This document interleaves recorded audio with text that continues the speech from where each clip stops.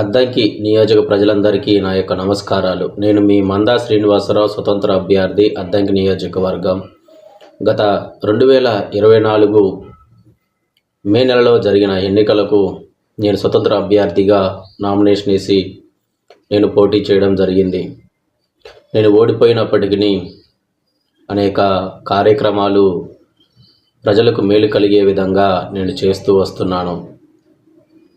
ఇప్పుడు చదువుకున్న యువత గురించి కొన్ని మాటలు నేను చెప్పాలని ఆశపడుతున్నాను.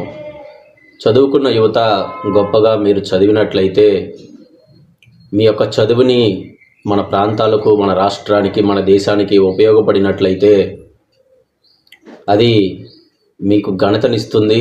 మీ యొక్క కుటుంబానికి, మిమ్మల్ని కన్న తల్లిదండ్రులకు ఒక పేరు ప్రఖ్యాతులను తీసుకొస్తుంది. మిమ్మల్ని ఒక ఉన్నతమైన శిఖరానికి ఆ యొక్క ఘనత తీసుకెళ్తుంది. ఇప్పుడు రాజకీయంలోకి చదువుకున్న యువత కూడా రమ్మని నేను ప్రోత్సహిస్తున్నాను.